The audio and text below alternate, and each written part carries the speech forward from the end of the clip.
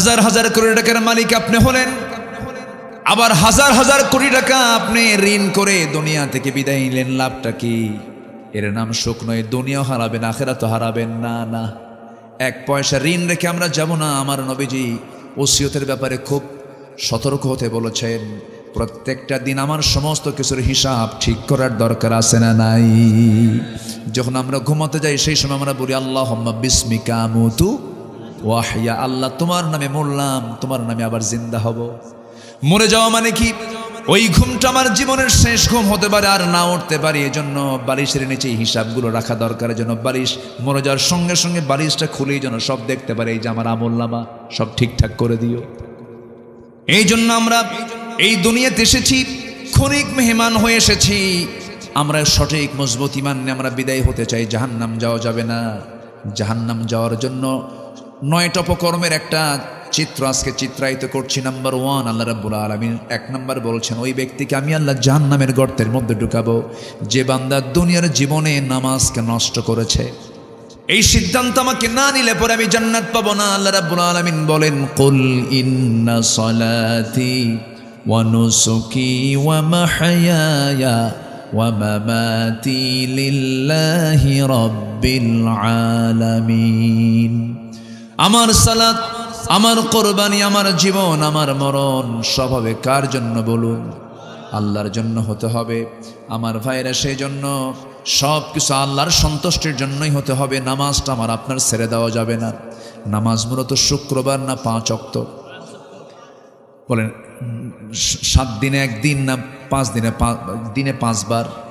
দিনে কয়বার বলেন? 5 বার। 6 বার হলে আরো ভালো, 6 বার হলে আরো ভালো। 6 বার।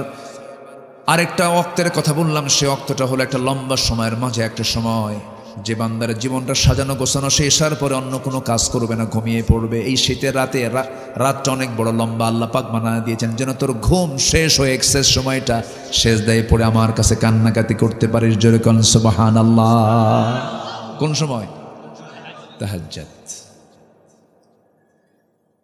আল্লাহ রাব্বুল আলামিন দুনিয়ার আকাশে চলে আসেন শেষ রাতে। ঠিক যে সময় আল্লাহ পাক দুনিয়ার আকাশে আসেন, শয়তান সেই সময় সব বান্দাগুলোর কানের কাছে আসে, শিওরে এসে বলে, ওয়াজ করে, আলাইকা লাইলুন তাবিল, আলাইকা লাইলুন তাবিল, তোর রাত অনেক লম্বা, ঘুমা। তোমার রাত বহু লম্বা, ঘুমাও ঘুমাও। মাথার চুলে হাত দেয়, ঘুমাও। বারবার বলতে থাকে।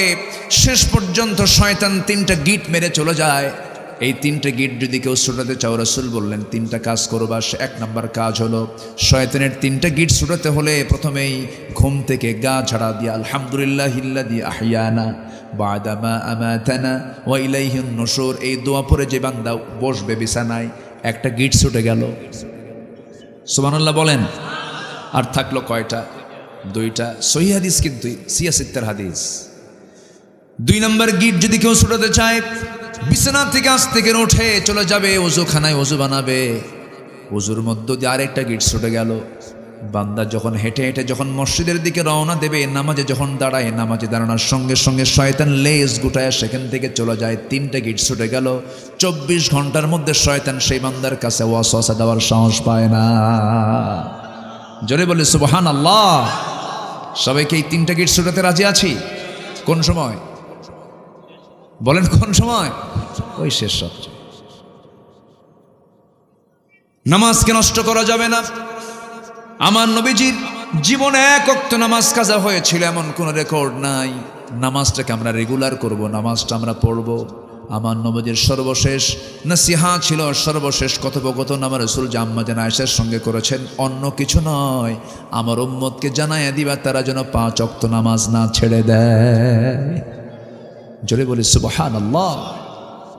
নামাজ যার নাই তার জন্য রাসূল কি করবেন বলেন?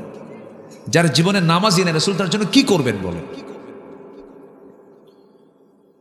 আমার ভাইয়েরা,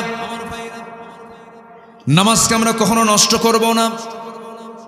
আল্লাহ রাব্বুল আলামিন বলেন, ও বান্দা তুমি কি জানো আমার আরশ আসিমের ছায়ায় তোমাকে জায়গা দিয়ে দেব। রাজুলুন কলবুহু মুআল্লাকুম বিল মাসাজিদ, রাজুলুন ইযা দাআতহু ইমরাতান যাত হাসাবিন ওয়া জামালিন ইন্না খাফুল্লাহ। জোরে বলি আল্লাহু আকবার। ইমামুন আদিলুন শাবুন নাশা ফি ইবাদাতিল্লাহ। নেই বিচারপতিকে আমি আরশ আসিমের ছায়ায় জায়গা দেব। ওই যুবককে জায়গা দেব যে যুবকটা তার যৌবনকালটা আল্লাহর ইবাদতে কাটায়া দিয়েছে। নাম্বার 3 হলো ওই সমস্ত বান্দাকে আমি আল্লাহর শাজিমের ছায়ে জায়গা দেব যে বান্দার দিলটা সর্বক্ষণ লটকানো থাকে মসজিদের সাথে। আজান হবে কখন, মসজিদে যাব কখন, আজান হবে কখন, মসজিদে যাব কখন, এই পেরেশানি যার মধ্যে থাকে আল্লাহ নিজে বলছেন আমি তাকে আর শাজিমের ছায়ার মেহমান বানায়া নেব। ওই জান্নাতে যেতে হলে বলতে হবে আমার বউ শোনো, একসঙ্গে দুনিয়াতে একই ছাদের নিচে থাকলাম, দাম্পত্যময় জীবন আমরা আদান প্রদান করলাম, যৌবনটাকে আমরা আদান প্রদান করলাম, এক ঘরে কাটায় দিলাম, একসাথে একটা জীবন পাড়ি দিলাম। আমি চাই আমার স্ত্রী তোমার সঙ্গে আমরা দুজন মিলে একসঙ্গে জান্নাতে যেতে চাই। নামাজটা পড়ো, সুন্দর করে বুঝায় দিবেন, দর্সে হাদিস নিয়ে বসবেন, কোরআনের ক্লাস নিয়ে বসবেন। একদিন সূরা হুজরাত নিয়ে কথা বলবেন, আরেকদিন সূরা আহজাব নিয়ে কথা বলবেন, আরেকদিন সূরা নূর নিয়ে কথা বলবেন। সুন্দর করে একটা করে সূরা পড়বেন, একটা করে তাফসীর পড়বেন। বাড়িতে বাড়িতে একটা হাদিসকে সামনে নিয়ে আসবেন, চোখের পানি ফেলে ফেলে কাঁদবেন, দেখবেন আপনার ঘরটা জান্নাতের টুকরা হয়ে গেছে। সুন্দর করে বুঝাবেন, কে বলেছে শুনবে না কথা, সন্তানও শুনবে, সব শুনবে। মেয়েগুলোকে ডাক দিয়ে কাছে বসায় বলবেন, এই আমার কলিজার টুকরা মেয়েরা শোনো, তোমরা কি জানো মা, একসঙ্গে একই সাথে থাকলাম, একসঙ্গে আমরা জান্নাতে গিয়ে আমরা শপিং করবো। জোরে বলেন সুবহানাল্লাহ। জান্নাতের শপিং আছে, কিন্তু জান্নাতেও শপিং হবে, জান্নাতেও বাজার হবে, সেখানে বাজারে বসবে সব, সেখানে গিয়ে মিট হবে, দুনিয়ার বন্ধুদের অনেকের সঙ্গে দেখা হয়ে যাবে। এই জন্য সেই জান্নাতের বাজার কি সবাই করতে রাজি আছেন নাকি? একা একা করবেন না, পরিবার সহ করবেন। এই জন্য পরিবার সহ জাহান্নাম থেকে বাঁচার জন্য আল্লাহ রাব্বুল আলামিন নিজেই তাকিদ দিচ্ছেন, ইয়া আইয়ুহাল্লাযীনা আমানু কু আনফুসাকুম ওয়া আহলিকুম নারা। নিজে বাঁচো, তোমার পরিবারকে জাহান্নাম থেকে বাঁচাও, জাহান্নাম থেকে বাঁচানোর জন্য চেষ্টা করো। তোমার পরিবারকে, তোমার নিজকে জাহান্নাম থেকে বাঁচাও। সবচেয়ে বড় চ্যালেঞ্জ হলো যে কোনো মূল্যে হোক জাহান্নাম থেকে বেঁচে আমরা যেতে চাই কোথায়? জান্নাতে। কিন্তু রাস্তা যদি ভুল হয়ে যায় তাহলে তো জান্নাত পাবো না। রাস্তার লাইনটা ঠিক করতে হবে। সেই রাস্তার লাইনটা হলো কি? প্রত্যেক নামাজে, প্রত্যেক ওয়াক্তে, প্রত্যেক রাকাতে আমরা এই দোয়াটাই করি। সবাই সেই লাইনের জন্য আল্লাহর কাছে চাই। সবাই বলুন, ইহদিনাস সিরাতাল মুস্তাকিম। সিরাতুল মুস্তাকিম তুমি আল্লাহ আমারে দিয়ে দাও, সরল সঠিক পথ আমারে দিয়ে দাও। যে পথে তোমার চিরশান্তি, যে পথে জান্নাত, সেই পথ আমাকে দেখিয়ে দাও। এই দোয়াটা আমরা করি প্রত্যেক রাকাতে। কার কাছে? আল্লাহর কাছে আমরা করি। সেই লাইন আমাকে আপনাকে থাকতে হবে। জাহান্নামে কোনো মূল্যেই হোক জাহান্নাম থেকে বাঁচার জন্য আমাকে আপনাকে চেষ্টা করতে হবে। আল্লাহ রাব্বুল আলামিন বলছেন, তুমি নামাজ নষ্ট করবে, আমি তোমাকে জাহান্নামের গর্তের মধ্যে ফেলে দেব। আর হলো ওয়াত্তাবাউশ শাহাওয়াতি ফাসাউফা ইয়ালকাউনা গাইয়া। তুমি তোমার মন যা চায় তাই করবে, তা না। মন যা চায় তা করব না, আল্লাহ যা চান তা করব। বলেন, মন যা চায় তা না, আল্লাহ যা চান তা? আল্লাহ যা চান আমাকে তাই করতে। আমার কি মনের দাস? আমার কি মনের দাস হব? বলেন, কার দাস হব আমরা? আল্লাহর দাস। মন যা চায় তা করা যাবে না। আল্লাহ রাব্বুল আলামিন বলেন, ইন্নাল্লাহা আসতাফা আদম ওয়া নূহা ওয়া আলা ইব্রাহিম ওয়া আলা ইমরান আলাল আলামিন। আল্লাহ রাব্বুল আলামিন গোটা বিশ্ববাসীর উপরে আলে ইমরান পরিবারকে বিশেষ মর্যাদা দিয়েছেন। অনেক বড় সম্মানিত তারা ছিলেন। বাবা একজন বিশেষ মানুষ ছিলেন, তার কলিজার টুকরা মেয়েও একজন বিশেষ মানুষ ছিলেন। তার নামে সূরার নামকরণ করা হয়েছে। যদিও মারিয়ামের জীবন নিয়ে আমার কোনো কথা বলার উদ্দেশ্য নয়, যেখান থেকে আমি কথা বলছি আল্লাহ পাক কোন কোন অপকর্মের জন্য বান্দাকে জাহান্নাম দিবেন সেই বিষয়ে আমি আজকে কিছু কথা বলতে চাই।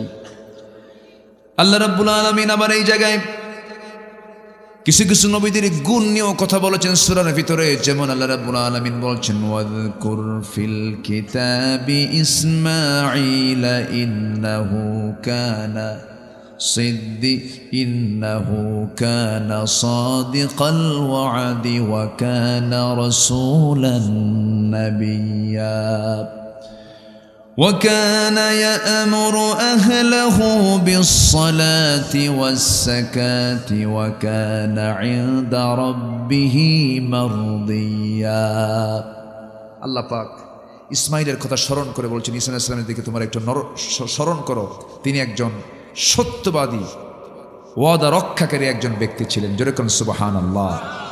যিনি দাওয়াত দিয়েছেন, যিনি নির্দেশ দিয়েছেন তার পরিবারকে, তার কি পরিবারকে, তার পরিবারকে তিনি নির্দেশ দিয়েছেন সালাতের ব্যাপারে, যাকাতের ব্যাপারে। এই জন্য আমাদের দাওয়াতটা হবে আগে বাইরে না আগে ভিতরে? আগে বাইরে না ভিতরে? ভিতরে। واذكر في الكتاب إدريس إنه كان صديقا نبيا ورفعناه مكانا عليا أولئك الذين أنعم الله عليهم من النبيين من ذرية آدم جنبنا الله أكبر এরপরই মহান রব্বুল আলামিন 59 নম্বর আয়াতে সুন্দর করে বলছেন, فخلف من بعدهم خلف أضاعوا الصلاة واتبعوا الشهوات فسوف يلقون غيا। এই দুনিয়াতে যারা দুইটা অপকর্ম করে, এই দুনিয়াতে যারা দুইটা অপকর্ম করে বিদায় নেবে, আল্লাহর সামনে যারা হাজির হবে, আল্লাহ তাদেরকে দুইটা অপকর্মের জন্য তিনি রাগ করে বলছেন, অবশ্যই আমি তাকে শুধু জাহান্নাম নয়, জাহান্নামের গর্তের মধ্যে আমি তাকে ঢুকাবো। জাহান্নামের কিছু কেভ আছে, কিছু গর্ত আছে, গুহা আছে, যে গুহাগুলো জাহান্নাম পর্যন্ত ভয় করে। যেমন ওয়াইল নামক দোজক আছে, ওয়াইল নামক গুহা আছে, এখানে গাইয়ুন নামে গর্ত আছে। গাইয়ুন গর্তটা এত ভয়ঙ্কর গর্ত যে জাহান্নাম পর্যন্ত যাকে ভয় পায়। জাহান্নাম কিন্তু ছোট কোনো জায়গা নয়, জাহান্নামটা এত বড়। এই সূর্য পৃথিবী থেকে 13 লক্ষ গুণ বড়। এই সূর্যের মতো বিশাল একটা সৃষ্টিকে যদি জাহান্নামের মুখে ছেড়ে দেওয়া হয়, বাচ্চার মুখে চকলেট দিলে যেমন নিমিষেই শেষ হয়ে যায়, হেরে যায়, জাহান্নামের মধ্যে একটা সূর্য তার মুখে ছেড়ে দিলে অবলীলায় সূর্য হেরে যাবে। এত ভয়ঙ্কর জাহান্নাম। সেই জাহান্নাম পর্যন্ত এই গর্তগুলোকে ভয় পায়। এই গর্তের মধ্যে দুটো অপকর্ম যারা করবে তারা ঢুকবে, এবং তাফসীরে কুরতুবীর মধ্যে আসছে আরও 7 অপকর্মের সঙ্গে যারা জড়িত তাদেরকেও এই গর্তের মধ্যে ঢুকানো হবে। এই মোট 9টা অপকর্মের একটা চিত্র আজকে আমি চিত্রায়িত করতে চাচ্ছি। আমাকে সময় দেবেন তো? জোরে বলি ইনশাআল্লাহ। গতকালকে ছিলাম খুলনায়, মাহফিল ছিল। আগামীকালকে সিলেটে, খুব একটু দূরে না তো নাকি? এর মাঝে এই কালীগঞ্জে আসছি। সম্মানিত ভাইয়েরা, সম্মানিত বন্ধুগণ, আমরা এমন একটি মুহূর্তে এখানে একত্রিত হয়েছি। এই দেশের মানুষ ইসলামকে ভালোবাসে, ভালোবাসে না তা না, কিন্তু নামাজ পড়ে না। কি পড়ে না? খালি বিড়ি খায়। কি খায় বলেন তো? এত বিড়ি খায়, যে কোনো বাজারে ঢুকলে কিসের গন্ধ বের হয়? শুধু বিড়ির গন্ধ। মনে হয় কিছু কিছু লোকের বিড়ি খাওয়া দেখিলে মনে হয় তার জন্মই হয়েছে বিড়ি খাওয়ার জন্য। এত বিড়ি মানুষ খায়। সম্মানিত ভাইয়েরা, আমরা ইসলামকে ভালোবাসি, কিন্তু ইসলামের আইন কানুনকে আমরা অনেকে মেনে নিতে পারি না। আমার দেশে ইসলামী দলও আছে, অন ইসলামী দলও আছে, নন ইসলামিক পার্টি আছে, আবার ইসলামিক পার্টিও আছে। একটা বিশাল অংশ তারা মনে করে কি জানেন, ইসলাম শুধু নামাজে থাকবে, মসজিদ মাদ্রাসায় এইগুলো জায়গায় থাকবে। ইসলাম আবার এখান দিয়ে ইসলাম কেন ওই ক্যান্টনমেন্টে যাবে, কেন সচিবালয়ে যাবে, কেন অ্যাডমিনিস্ট্রেশনে যাবে, কেন আইন আদালতে যাবে? এটা তো দুনিয়ার কাজ। তো দিনদারির সাথে আবার এগুলোর কি দরকার? দিনদারি আর দুনিয়াদারি তো ভিন্ন। এরকম করে একটা রং কনসেপ্ট ব্রিটিশ এই জাতির মধ্যে ঢুকায় দিয়েছে। এটা ব্রিটিশদের সময় থেকে এটা চলে আসছে। কিন্তু দিনদারি আর দুনিয়াদারি এটা পৃথক কিছু নয়। স্ত্রীর সঙ্গে যে আপনি রাত্রি যাপন করছেন, এটা কি দুনিয়াদারি? বলেন, এটা কি দুনিয়াদারি? এটা কি ইবাদতের বাইরে? এটাও ইবাদত। আপনি ব্যবসায় ওজন করছেন, মাপতেছেন দাড়ি পাল্লা দিয়ে, বাটখারা দিয়ে মাপতেছেন, এখানে কি আছে? ইবাদত আছে না নাই?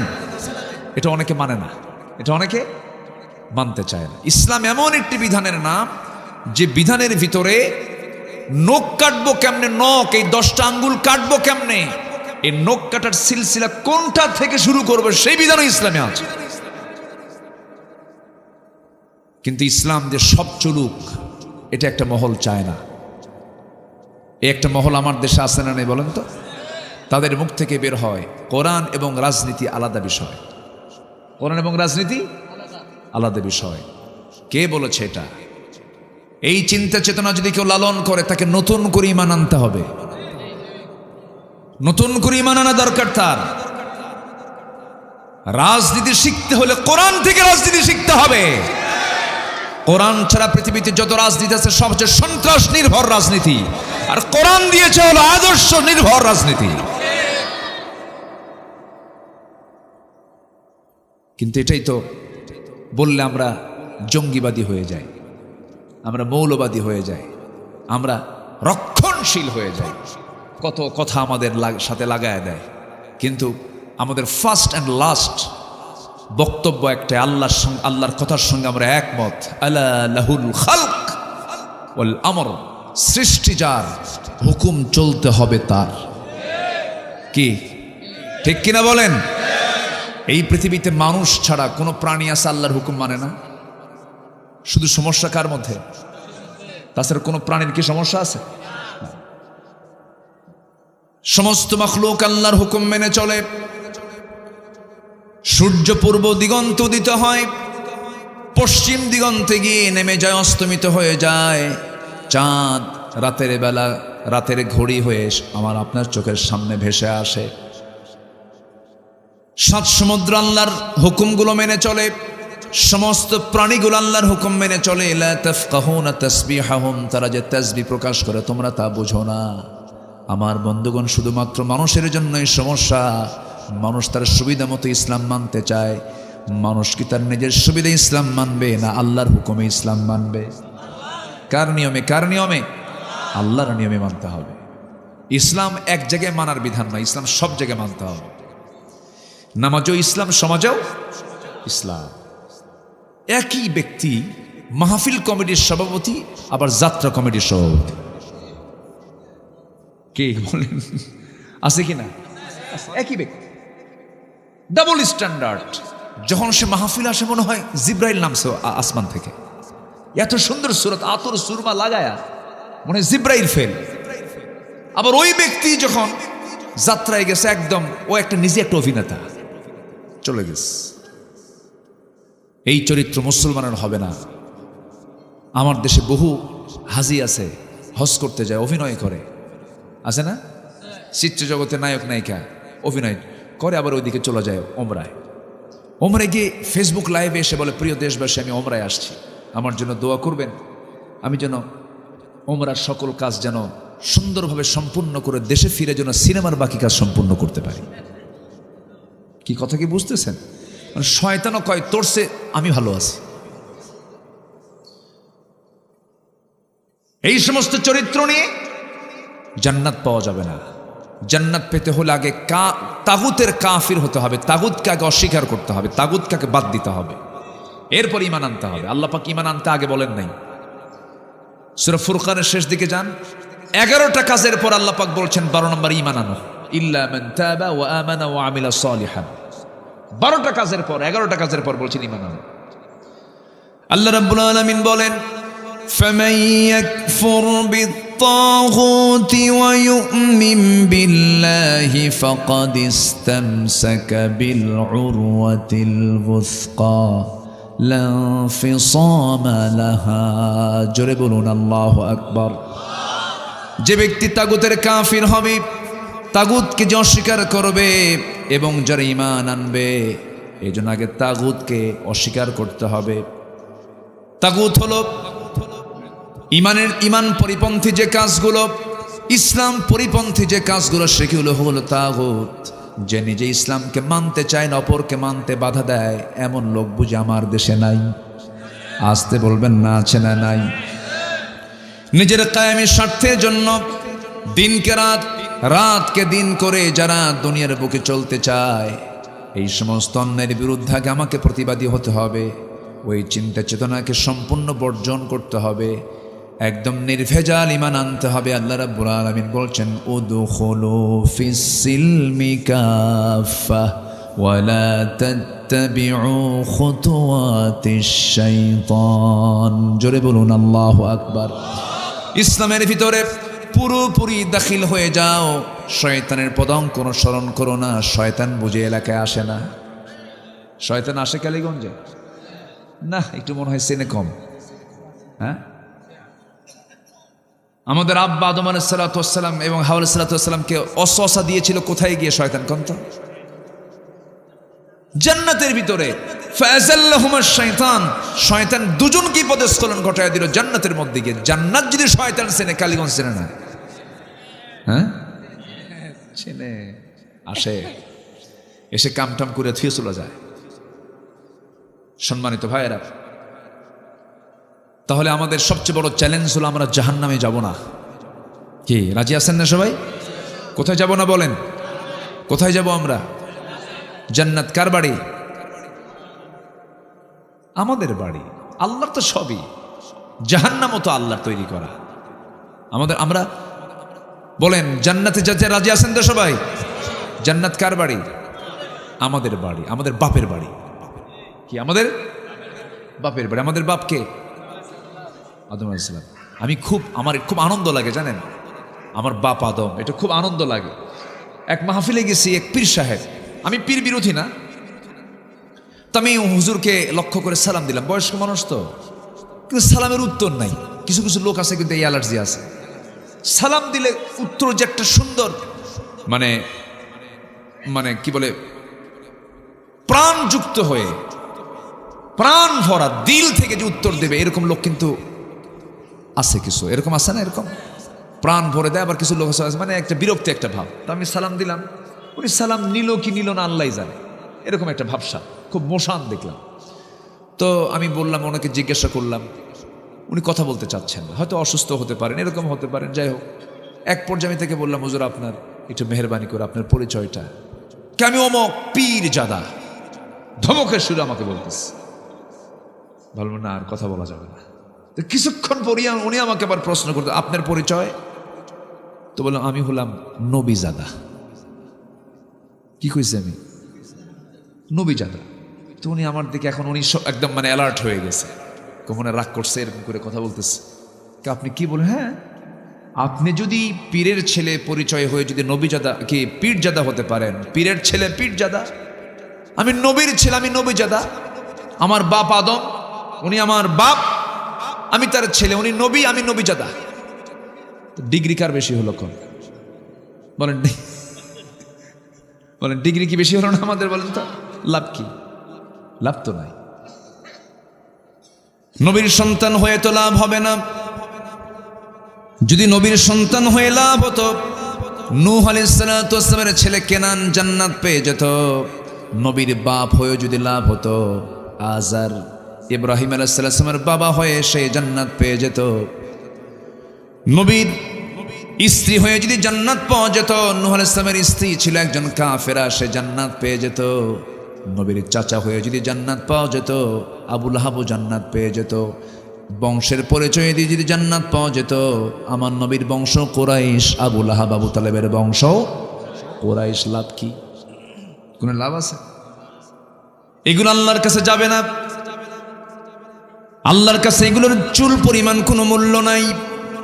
আল্লাহর কাছে মূল্যটা কি? ইন্না খালাকনাকুম মিন যাকারিন ওয়া উনসা ওয়া জাআলনাকুম শুউবান ওয়া ক্বাবাইলা লিতাআরাফু ইন্না আকরামাকুম ইনদাল্লাহি خلقاكم জোরে বলুন আল্লাহু আকবার।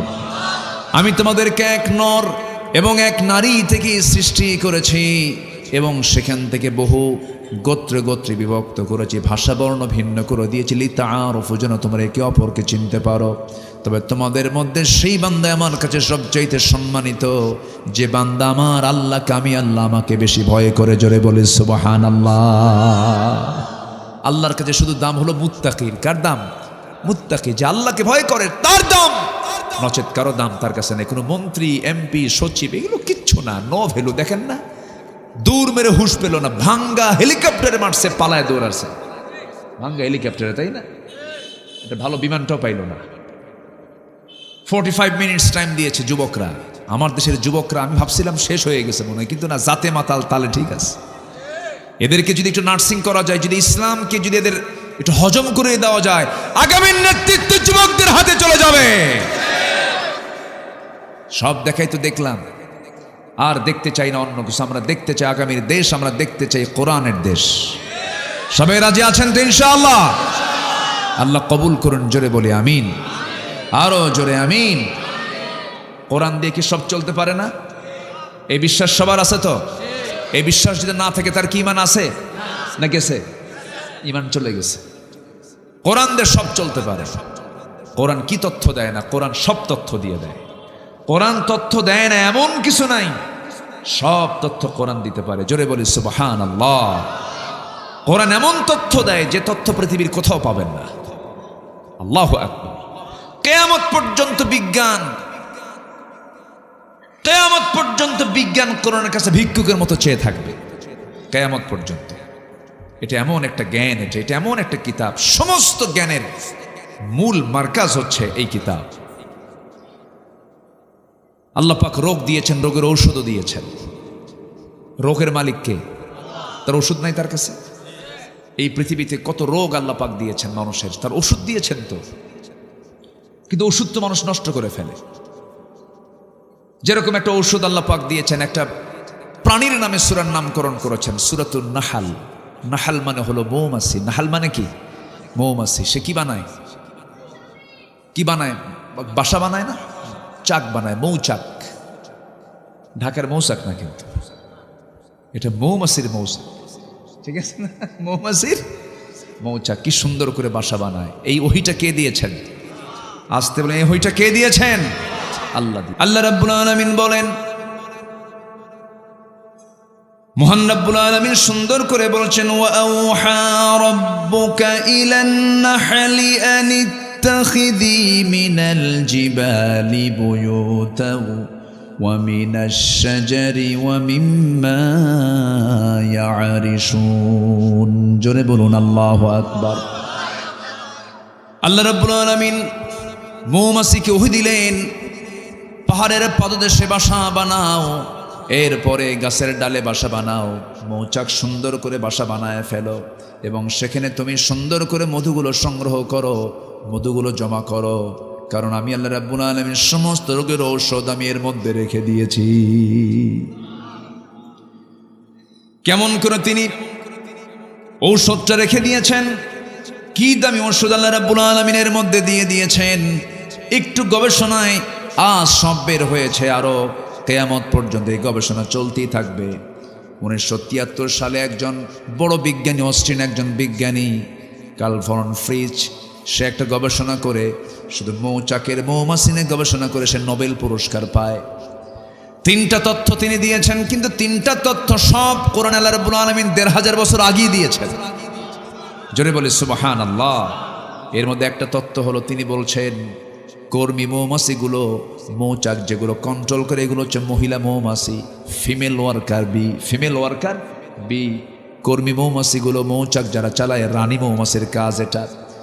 আল্লাহ রাব্বুল আলামিন 1500 বছর আগেই বললেন, আনিত্তাখিযি মিনাল জিবালি বুয়ুতা। আলিম ওলামা যারা আছেন এখানে মুয়ান্নাসের সিগা আসছে, এখানে রানী মৌমাছির কথা আল্লাহ রাব্বুল আলামিন বলেছেন, সুন্দর করে তুমি বাসা বানাও। এই ইঙ্গিতটা দিয়েছেন পুরুষ মৌমাছিকে না রানী মৌমাছিকে? রানী মৌমাছিকে। নাম্বার 2 হলো, আল্লাহ রাব্বুল আলামিন বিজ্ঞান বলতেছে যখন একটা কর্মী মৌমাছি নতুন ফুলের বাগান বা উদ্যান খুঁজে পায়, তখন স্বর্ণ মৌমাছিদের সঠিক পথের দিক নির্দেশনা দিয়ে দেয়। এটাকে ওই বিজ্ঞানী বলছেন ওয়াগাল ড্যান্স, যা বিশ্বব্যাপী সাড়া ফেলে। আল্লাহ রাব্বুল আলামিন এই কথাটা ১৫০০ বছর আগে সুন্দর করে কোরআনে বলে দিয়েছেন। জোরে বলে সুবহানাল্লাহ। এখন বলুন, এই সমস্ত বিজ্ঞান যে তারা গবেষণা করেছে না কোরআন থেকে ধার নিয়েছে? ধার তো নিয়েছে, ওখান থেকে গবেষণা করেছে কোরআনকে। ثم كلي من كل الثمرات فاسلكي سبل ربك ذللا। জোরে বলুন আল্লাহু আকবার। এখানেই শেষ নয়। নাম্বার ৩ হলো, আমরা সবাই জানি মৌমাছিগুলো মধুগুলো মনে হয় মুখে করে নিয়ে এসে মৌচাকে ঢেলে রাখে। না, এই মৌমাছিগুলো বিজ্ঞানীরা নিখুঁত করে গবেষণা করে প্রমাণ করেছেন আসলে মধু বের হয় মৌমাছির পেট থেকে। মৌমাছির পেট থেকে বের হয়, পেট থেকে মধু বের হয়ে এরপরে মৌচাকে তারা জমা করে ফেলে। আল্লাহ রাব্বুল আলামিন ১৫০০ বছর আগে এই কথাই বলেন, ইয়াখরুজু মিন বুতুনিহা, ইয়াখরুজু বের করে, মিন বুতুনিহা তার পেট থেকে। সুবহানাল্লাহ বলবেন না? ইয়াখরুজু মিন বুতুনিহা শারাবুন মুখতালিফুন আলওয়ানুহু ফীহি শিফাউন লিন্নাস ইন্না ফী যালিকা লাআয়াতান লিকাওমিন ইয়াতাফাক্কারুন। জোরে বলুন আল্লাহু আকবার। আমার ভাইরা, আরো কথা আছে অনেক লম্বা। এই মৌমাছির জীবন প্রণালী নিয়ে প্রায় ঘন্টাখানেক কথা বললেও কথা শেষ হবে না, বহু তথ্য আছে। শুধু 2টা তথ্যের কথা বলি, আবার মূল পর্বের দিকে আমরা চলে যাচ্ছি। আমরা 1 কেজি মধু কত টাকা দিয়ে কিনি? মাত্র না, তাহলে ভালো না, তাহলে ভেজাল। আসলটা আরো বেশি হওয়ার কথা, আসলটা একটু বেশি হওয়ার কথা। 1 কেজি মধু ধরেন ৩,০০০ টাকাও যদি হয়, ২,০০০ টাকাও যদি হয়, তাও তো সমস্যা হওয়ার কথা নয়। কারণ দেখেন, 1 পাউন্ড মধু বানাতে 550 মৌমাছিকে প্রায় 20 লাখ ফুলে ভ্রমণ করতে হয়। চিন্তা করছেন আপনি? 1 পাউন্ড মধু বানাতে 550 মৌমাছিকে 20 লক্ষ ফুলে ভ্রমণ করতে হয়। কি পরিমাণ পরিশ্রম এখানে আছে! যেখানে একটা কর্মী মৌমাছিকে ৮০,০০০ কিলোমিটার অতিক্রম করতে হয়, একটা গবেষণায় চলে আসছে 1 পাউন্ড মধু তৈরি করতে মৌমাছিগুলোকে প্রায় গড়ে 14.5 লাখ কিলোমিটার পথ পাড়ি দিতে হয়, যা দিয়ে গোটা পৃথিবীকে 3 বার ঘোরা সম্ভব। কি ২,০০০ টাকা কেজি? এখন কোন না, আমার কথা কি বুঝতেছেন আপনারা? তাহলে এটার কোনো মূল্য আমরা দিতে পারবো বলেন? এটা যদি কোনো মানুষকে দেওয়া হতো দায়িত্ব যে মধুগুলো বানা, মৌমাছির ডিপার্টমেন্ট দেখেন, সে 14.5 লক্ষ কিলোমিটার পথ পাড়ি দিয়ে 1 পাউন্ড মধু সে আনতেছে আপনার মৌচাকে। আল্লাহু আকবার বলে। কি আল্লাহ আছেন তো নাকি? আল্লাহ কি আমাদের দেখেন? অবশ্যই দেখেন, অবশ্যই তিনি দেখেন। আমার বন্ধুগণ, আবার এই মৌচাকের ভিতরে একটা তাপমাত্রা আছে স্বাভাবিক 35 ডিগ্রি সেলসিয়াস তাপমাত্রা। যদি 40 ডিগ্রি 5 ডিগ্রি বেড়ে যায়, সেই সময় একসঙ্গে মৌচাকের মৌমাছিগুলো 2টা পাখা ঝাপটায় করে কি 40 ডিগ্রি হলে পরে টেকে কমানোর জন্য ভিতর থেকে বাতাসগুলো বের করে দেয়, আবার স্বাভাবিক হয়ে যায়। আবার যখন একদম কমে যাচ্ছে 30 ডিগ্রি আসতেছে, তবুও সমস্যা, মধুগুলো নষ্ট হয়ে যাবে, সঙ্গে সঙ্গে পাখাটা উল্টায় দিয়ে আবার বাহির থেকে বাতাস ঢুকায় নেয়। যেরকম সুবহানাল্লাহ, একবার ঢুকায় একবার বের করে। কে চালান? সেই মৌমাছিকে আল্লাহ রাব্বুল আলামিন দায়িত্ব দিলেন, তুই মধুগুলো বানা, মানুষকে দেব না, মানুষ ভেজাল। মানুষ কি বলেন? মানুষ কি করে? ভেজাল। কোরআনে কারীমের সোজা আয়াত এটা। এই পৃথিবীতে মৃত্যু রোগ ছাড়া এমন কোনো রোগ নেই যে রোগের ঔষধ হিসেবে মধু কার্যকর নয়। যদি কোনো ডাক্তার বলে মধু খাওয়া যাবে না, রং, কমপ্লিট রং। এটা তার গবেষণায় রং। এটা 1 ফোঁটা হলেও খাওয়া যাবে। ডায়াবেটিসের রোগী হলো 1 ফোঁটা হলেও খাওয়া যাবে, 2 ফোঁটা হলেও খাওয়া যাবে। আমার বন্ধুগণ, এখানে শেষ নয়, বহু কথা আছে। কোরআন এমন কোনো কথা বলে নাই বাদ পড়েছে। প্রথম ওহিটাই হলো সায়েন্স, এমব্রায়োলজির উপরে। ইকরা বিসমি রাব্বিকাল্লাযী খালাক খালাকাল ইনসানা মিন আলাক ইকরা ওয়া রাব্বুকাল আকরামুল্লাযী আল্লামা বিল কলম আল্লামাল ইনসানা মা লাম ইয়ালাম। খালাকাল ইনসানা মিন আলাক। প্রথম সূরা নাজিল হয়েছে কোন সূরা বলেন? আলাক। আলাক শব্দটাই সায়েন্সের শব্দ, এমব্রায়োলজি, ভ্রূণতত্ত্ব নিয়ে আল্লাহ তাআলা প্রথম কোরআনে কথা বলেছেন। আল্লাহু আকবার বলেন। মানব সৃষ্টি নিয়ে কথা বলেছেন। এটা কি শুধু ধর্মীয় কিতাব? এই কিতাবকে যারা শুধু নামাজের কিতাব বলে চালায় দিতে চায়, এই কিতাবকে যারা শুধু মাদ্রাসায় পড়ার কিতাব হিসেবে চালায় দিতে চায়, ভুল কথা।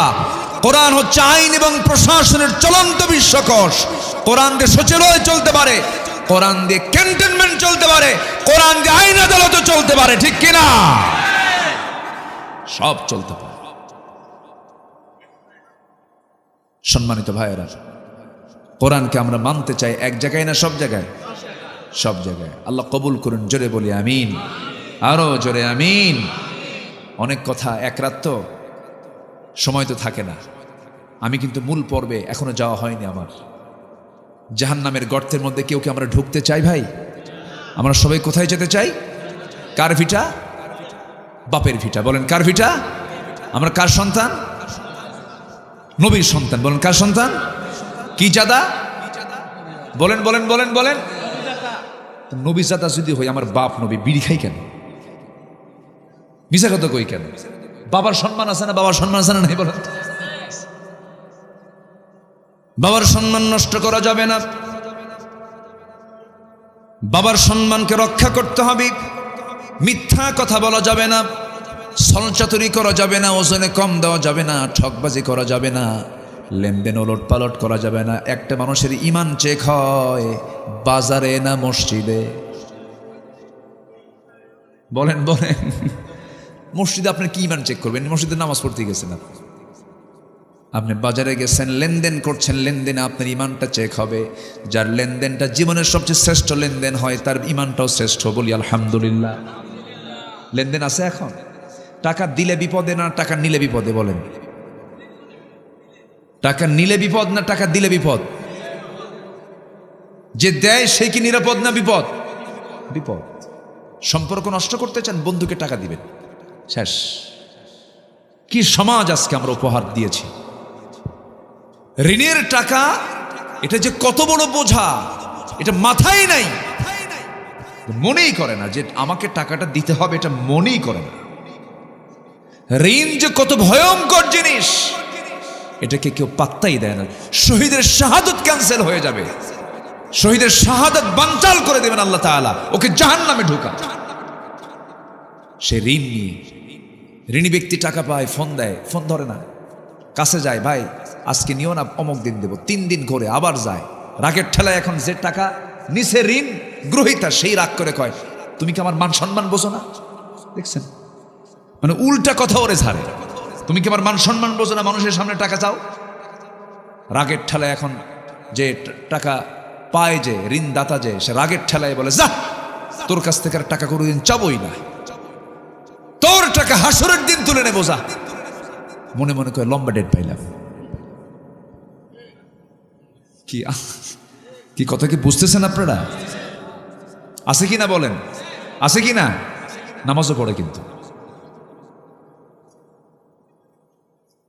হাজার হাজার কোটি টাকার মালিক,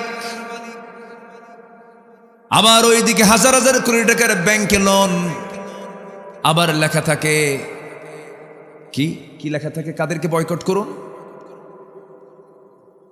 না, ওই যে ঋণ খেলাপি, যারা ঋণ খেলাপিদের কি করুন? বয়কট করুন। উনি তো ব্যাংকার, উনি ব্যাংকে চাকরি করেছে, লেখা থাকে প্রত্যেকটা খামে ঋণ খেলাপিদের বয়কট করুন। হাজার হাজার কোটি টাকার মালিক আপনি হলেন, আবার হাজার হাজার কোটি টাকা আপনি ঋণ করে দুনিয়া থেকে বিদায় নিলেন, লাভটা কি? এর নাম সুখ নয়। দুনিয়াও হারাবেন, আখিরাতও হারাবেন। না না, এক পয়সা ঋণ রেখে আমরা যাব না। আমার নবীজি ওসিয়তের ব্যাপারে খুব সতর্ক হতে বলেছেন। প্রত্যেকটা দিন আমার সমস্ত কিছুর হিসাব ঠিক করার দরকার আছে না নাই? যখন আমরা ঘুমাতে যাই সেই সময় আমরা বলি আল্লাহুম্মা বিসমিকা আমুতু ওয়া আহইয়া, আল্লাহ তোমার নামে মরলাম, তোমার নামে আবার জিন্দা হব। মরে যাওয়া মানে কি?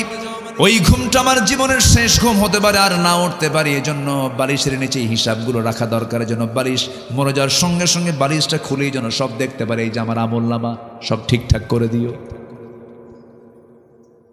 আমার বন্ধুগণ, এই জন্য আমরা এই দুনিয়াতে এসেছি, ক্ষণিক মেহমান হয়ে এসেছি। আমরা সঠিক মজবুত ঈমান নিয়ে আমরা বিদায় হতে চাই। জাহান্নাম যাওয়া যাবে না। জাহান্নাম যাওয়ার জন্য 9টা অপকর্মের একটা চিত্র আজকে চিত্রায়িত করছি। নাম্বার 1, আল্লাহ রাব্বুল আলামিন 1 নাম্বার বলছেন, ওই ব্যক্তিকে আমি আল্লাহ জাহান্নামের গর্তের মধ্যে ঢুকাবো যে বান্দা দুনিয়ার জীবনে নামাজকে নষ্ট করেছে। কি নষ্ট করেছে? এদেশে সবচেয়ে কি নষ্ট বিষয় হয়? কেউ কিছু কয়? কেউ কিছু কয় না। রাষ্ট্র যদি ইসলাম থাকতো পিটাইয়া নামাজ পড়াতো। যে বাচ্চা ওষুধ খায় না, বাচ্চা কি করে? বাচ্চার মা কি করে? বাচ্চা ওষুধ খায় না বলে বাবা খা, খা বাবা, তোর অসুখ তো, তুই খা, তোর 104 ডিগ্রি হয়ে গেল, এরপরও খায় না। তখন কি করে? হাত পা জোর করে ধুইরা শক্ত করে মুখের মধ্যে ঢুকায় দিয়ে কয় খা।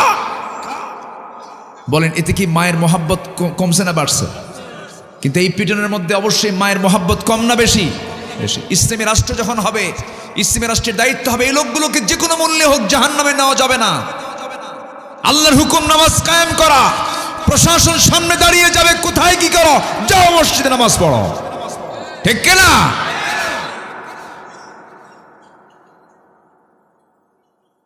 কিন্তু কে বলবে? কে নামাজের কথা বলবে?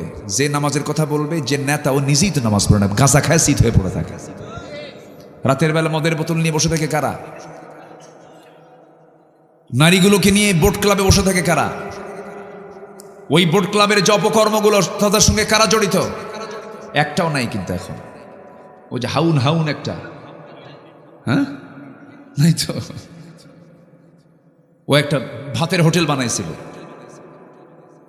মন যা চেয়েছে তাই করেছে। ওয়ালাকুম ফিহা মা তাশতাহি আনফুসুকুম। ওরা দুনিয়া কি জান্নাত বানায় ফেলছে, এখন আর খুঁজে পাওয়া যাচ্ছে না। 16 বছর ধরে এক নেতাকে দেখেছি, শুধু একটাই বক্তব্য, ওই নোয়াখালী বাড়ি, মাইক পাইলেই খালি বলতো খেলা হবে। প্রতিবন্ধী নেতা, প্রতিবন্ধী নেতা। এটা মানুষ মানুষ এত নিচে নামে, মানুষ এত জঘন্য হয়। 20 কোটি জাতির নেতৃত্ব আপনি দিলেন, মুখ থেকে ভালো কথা বের করতে পারলেন না। সম্মানিত বন্ধুগণ, আমাদের সবচেয়ে বড় টার্গেট হলো আমাকে জাহান্নাম যাওয়া যাবে না। আমার চলা, আমার ফেরা, আমার দল, আমার বন্ধু, আমার সবকিছু হতে হবে জান্নাত কেন্দ্রিক। কি কেন্দ্রিক বলেন? জান্নাত কেন্দ্রিক। বন্ধু জান্নাতের জন্য কাজে লাগে, দল জান্নাতের জন্য কাজে লাগে, আমার কাজকর্ম জান্নাতের জন্য কাজে লাগে। আমার কথা কি বুঝে আসতেছে আপনাদের? সমস্ত কিছুর মূল লক্ষ্য হতে হবে জান্নাত। কারণ আমি এই সিদ্ধান্ত আমাকে না নিলে পরে আমি জান্নাত পাবো না। আল্লাহ রাব্বুল আলামিন বলেন, কুল ইন্না সলাতি ওয়া নুসুকি ওয়া মাহইয়ায়া ওয়া মামাতি লিল্লাহি রাব্বিল আলামিন। আমার সালাত, আমার কোরবানি, আমার জীবন, আমার মরণ সব হবে কার জন্য বলুন? আল্লাহর জন্য হতে হবে। আমার ভাইরা, সেই জন্য সব কিছু আল্লাহর সন্তুষ্টির জন্যই হতে হবে। নামাজটা আমার আপনার ছেড়ে দেওয়া যাবে না। নামাজ মূলত শুক্রবার না 5 ওয়াক্ত? বলেন 7 দিনে 1 দিন না 5 দিনে? দিনে 5 বার। দিনে কয়বার বলেন? 5 বার। 6 বার হলে আরো ভালো, 6 বার হলে আরো ভালো। 6 বার। আরেকটা ওয়াক্তের কথা বললাম, সে ওয়াক্তটা হলো একটা লম্বা সময়ের মাঝে একটা সময়, যে বান্দার জীবনটা সাজানো গোছানো শেষ হওয়ার পরে অন্য কোনো কাজ করবে না, ঘুমিয়ে পড়বে। এই শীতের রাতে, রাতটা অনেক বড় লম্বা, আল্লাহ পাক বানায় দিয়েছেন যেন তোর ঘুম শেষ হয়ে এক্সেস সময়টা সেজদায় পড়ে আমার কাছে কান্নাকাটি করতে পারিস। জোরে কোন সুবহানাল্লাহ। কোন সময়? তাহাজ্জুদ। আল্লাহ রাব্বুল আলামিন দুনিয়ার আকাশে চলে আসেন কোন সময়? দুপুরে, বিকেলে, সন্ধ্যায়? সকালে কোন সময়?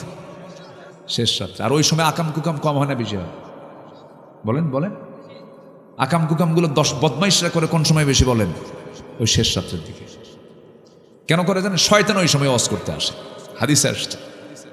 শয়তান কি করে? শেষ রাতে ঠিক যে সময় আল্লাহ পাক দুনিয়ার আকাশে আসেন, শয়তান সেই সময় সব বান্দাগুলোর কানের কাছে আসে, শিওরে এসে বলে, ওয়াজ করে, আলাইকা লাইলুন তাবিল, আলাইকা লাইলুন তাবিল, তোর রাত অনেক লম্বা, ঘুমা, তোমার রাত বহু লম্বা, ঘুমাও ঘুমাও। মাথার চুলে হাত দেয়, ঘুমাও, বারবার বলতে থাকে।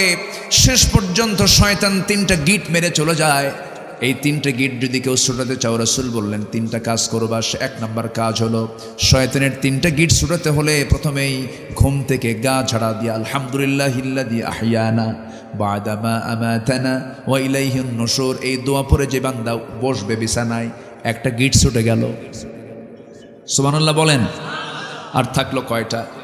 2টা। সহিহ হাদিস, কিন্তু সিয়াসিত্তের হাদিস। 2 নম্বর গিট যদি কেউ ছুটাতে চায়, বিছানা থেকে আস্তে করে উঠে চলে যাবে ওযুখানায়, ওযু বানাবে। ওযুর মধ্য দিয়ে আরেকটা গিট ছুটে গেল। বান্দা যখন হেঁটে হেঁটে যখন মসজিদের দিকে রওনা দেবে, নামাজে যখন দাঁড়ায়, নামাজে দাঁড়ানোর সঙ্গে সঙ্গে শয়তান লেজ গুটায় সেখান থেকে চলে যায়। 3টে গিট ছুটে গেল। 24 ঘন্টার মধ্যে শয়তান সেই বান্দার কাছে ওয়াসওয়াসা দেওয়ার সাহস পায় না। জোরে বলে সুবহানাল্লাহ। সবাইকে এই 3টে গিট ছুটাতে রাজি আছি? কোন সময় বলেন? কোন সময়? ওই শেষ রাত্রে। নামাজকে নষ্ট করা যাবে না।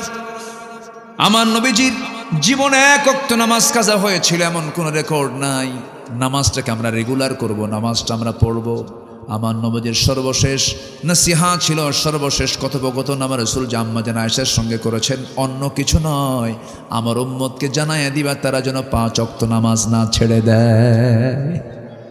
জোরে বলি সুবহানাল্লাহ। নামাজ যার নাই তার জন্য রাসূল কি করবেন বলেন? যার জীবনে নামাজই নেই, রাসূল তার জন্য কি করবেন বলেন? আমার ভাইয়েরা, নামাজকে আমরা কখনো নষ্ট করব না। আল্লাহ রাব্বুল আলামিন বলেন, ও বান্দা তুমি কি জানো আমার আরশ আজিমের ছায়ায় তোমাকে জায়গা দিয়ে দেব। রাজুলুন কলবুহু মুআল্লাকুম বিল মাসাজিদ, রাজুলুন ইযা দাআতহু ইমরাতান যাতা হাসাবিন ওয়া জামালিন ইন্না খাফুল্লাহ। জোরে বলি আল্লাহু আকবার। ইমামুন আদিলুন শাবুন নাশা ফি ইবাদাতিল্লাহ। নেই বিচারপতিকে আমি আরশ আজিমের ছায়ায় জায়গা দেব। ওই যুবককে জায়গা দেব যে যুবকটা তার যৌবনকালটা আল্লাহর ইবাদতে কাটায়া দিয়েছে। নাম্বার 3 হলো, ওই সমস্ত বান্দাকে আমি আল্লাহর শাজিমের ছায়ে জায়গা দেব যে বান্দার দিলটা সর্বক্ষণ লটকানো থাকে মসজিদের সাথে। আজান হবে কখন, মসজিদে যাব কখন, আজান হবে কখন, মসজিদে যাব কখন, এই পেরেশানি যার মধ্যে থাকে, আল্লাহ নিজে বলছেন আমি তাকে আর শাজিমের ছায়ার মেহমান বানায়া নেব। কত বড় দামি অফার! আর শাজিম কয়তলায় আছে? আর শাজিম কি 3 মাইল দূরে? হ্যাঁ, কয় আকাশ উপরে বলেন? 7 আকাশের উপরে। কয় আকাশ? আমরা কয় আকাশ দেখি? কি আকাশ? আকাশ দেখতে কেমন? নীল না, আসলে আকাশ দেখতে নীল না। ওয়াস-সামা'i যাতির রাজা, ওয়াস-সামা'i যাতির রাজা। আকাশের কালার মূলত নীল নয়, এটার কালার একমাত্র জানেন তিনি কে? আল্লাহ। ব্লু স্কাই আমরা বলি শুধু। সম্মানিত ভাইয়েরা, এই আকাশে কেউ যেতে পারছেন? বলেন, কেউ যেতে পারছেন আপনারা? কেউ কি পৃথিবীর কোনো মানুষ যেতে পেরেছে? শুধু একজন গিয়েছেন, তিনি হচ্ছেন মুহাম্মদুর রাসূলুল্লাহ। মুহাম্মদুর রাসূলুল্লাহ। আমরা যেখানে বসে আছি এখান থেকে আকাশ যে কত দূর, এটা আমরা কোনোদিন বের করতে পারবো না। শুধু আমরা দেখি মানুষ একটু চাঁদের দেশে গেছিল। চাঁদ তো সবচেয়ে কাছাকাছি একটা অঞ্চল। চাঁদের দেশে 1970 সালে নীল আর্মস্ট্রংরা গিয়েছেন। মঙ্গল গ্রহে মানুষ গেছে। এখন মানুষ যদি চিন্তা করে সূর্যের কাছে তার যাওয়া সম্ভব না, লক্ষ লক্ষ ডিগ্রি সেলসিয়াস তার তাপমাত্রা, সূর্যের কাছে তার যাওয়া সম্ভব না। এখন মানুষ যদি মনে করে চাঁদ দেখলাম, মঙ্গল গ্রহ দেখলাম, একটু তারকা দেখব, যে তারকাগুলো আকাশে আমরা মিটি মিটি করে জ্বলতে দেখি জোনাকির মতো, এই তারকাগুলো কত বড় জানেন? এই সূর্য পৃথিবী থেকে 13 লক্ষ গুণ বড়, ওই সূর্যের চাইতে এক একটা তারকা, ব্যাটেল জয়িস তারকা 33 কোটি গুণ বড়। জোরে বলি সুবহানাল্লাহ, আল্লাহু আকবার বলেন। একটা তারকা বললাম, এরকম কি একটা তারকা আকাশে? কোটি কোটি গ্যালাক্সি আছে, সেই গ্যালাক্সির মধ্যে আবার কোটি কোটি তারকা আল্লাহ পাক সাজায় রেখেছেন। এই মহাশূন্যের কথা বলছি, কিন্তু আকাশে যাই নাই, শুধু মহাশূন্যের কথা বললাম। পৃথিবীর সবচেয়ে নিকটবর্তী তারকা হলো প্রক্সিমা সেন্ট্রাই। প্রক্সিমা সেন্ট্রাই নামক সেই নিকটবর্তী ছোট তারকার দিকে যদি কেউ যেতে চায়, দুনিয়ার কোনো যানবাহন চলবে না। যদি কেউ নভোযান, লেটেস্ট নভোযান অ্যাপোলো 11-এ চড়েও যদি রওনা দেয়, তবু তার যেতে সময় লেগে যাবে, যার ঘন্টার গতি হলো 39,000 কিলোমিটার। মানুষই বানাইছে। ওই নিকটবর্তী তারকার দেশে তার যেতে সময় লেগে যাবে 1,15,000 বছর মাত্র। যাবেন কারা কারা? হাত তুলেন দেখি। সম্ভব? কেমনে যাবেন আপনি? বাঁচবেন কয়দিন, যাবেন কখন? আর আল্লাহ বলছেন, বান্দা তুমি কি জানো, শুধু সেজদা দাও শেষ রাত্রে, নামাজে হাজির হও, আমি আল্লাহ তোমাকে 7 আকাশের উপরে তুলে আরশ আজিমের ছায়ার মেহমান বানায় নেব। এরপরও নামাজ পড়ে না, এরপরও। আচ্ছা, বউ যদি নামাজ না পড়ে কি করবেন? কম পাশেই তো আসছে, মায়ের আসছে না মাহফিলে, বলেন আপনার বউ নামাজ পড়ে না, কি করবেন? হ্যাঁ, তাও কামা একজন কইছে পিটাবো, যে কইছে পিটাবো মানে বিয়ে করে নাই। বউ পেটা এত সহজ? যে স্বামী বউকে ভয় করে না, তার তো সংসারই হবে না। এই বউ ভয় করেন না?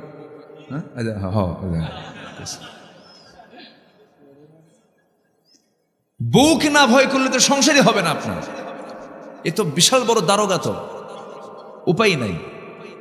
আপনি রাস্তায় হাঁটতেছেন, বউকে নিয়ে হয়তো কোনো একটা ইজি বাইকে চড়ে, অটোতে চড়ে আপনি যাচ্ছেন, হঠাৎ করে অটোতে সামনে এক বেহায়া মহিলা বসে গেছে। হয় না এরকম? হয় না? আপনার নজর, আপনার নজর ভালো আপনার, কিন্তু হঠাৎ করে অন্য একটা বেখেলে অন্য চিন্তা করতেছেন, এদিকে আপনার নজর চলে গেছে। আর ওই দৃশ্য যদি আপনার বউ যদি দেখে ফেলে যে আমার স্বামী ওই মহিলার দিকে চেয়ে আছে, বলেন তো কি হতে পারে? সারাদিন কিছু হবে না, বাইরে ঘোরাফেরা শেষ, কিচ্ছু হবে না। শুধু সন্ধ্যার পরে গিয়ে বসবেন, বসার পরে যদি একটা ডাক দেন, ঝর্ণা, সুইটি এক কাপ চা নত, তোমার সুইটি, তোমার নজর আগে ঠিক করো। নামাজ পড়ে নজর ঠিক নাই, কি কথা কি বুঝতেছেন? এই জন্য বউকে ভয় করেন এমন লোক নাই দুনিয়াতে। সবাই বউকে ভয় করে। বউ আমার ভয় না, এটা সম্মান। এটা কি বলেন তো? সম্মান। মারবেন কেন আপনি? তার যৌবন আপনার কাছে আছে, আপনার যৌবন তার কাছে আছে, আপনি তাকে কেন মারবেন? আপনি কি জানেন, আপনার স্ত্রী যদি বলে আমার স্বামী ভালো, আল্লাহ বলবেন ওই বান্দা ভালো, তো মারলে পারে ভালো কবে? খেলে বলে পারে আমার স্বামী পিটায়, আমার স্বামী কি করে? পিটায়। মারা যাবে না, সুন্দর করে বোঝাতে হবে।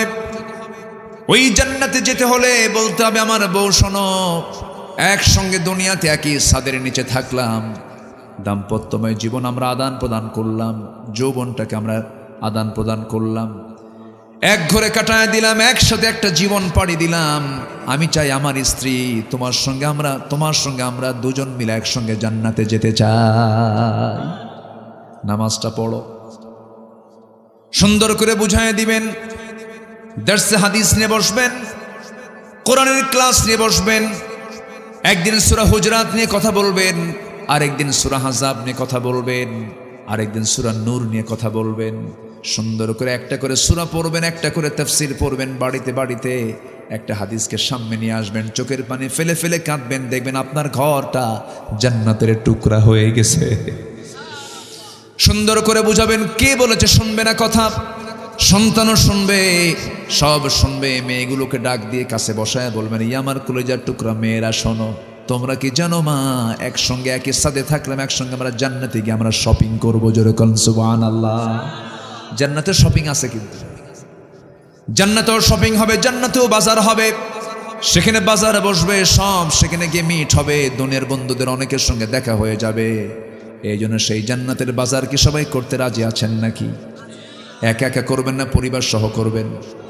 এই জন্য পরিবার সহ জাহান্নাম থেকে বাঁচার জন্য আল্লাহ রাব্বুল আলামিন নিজেই তাকিদ দিচ্ছেন, ইয়া আইয়ুহাল্লাযীনা আমানু কু আনফুসাকুম ওয়া আহলিকুম নারা।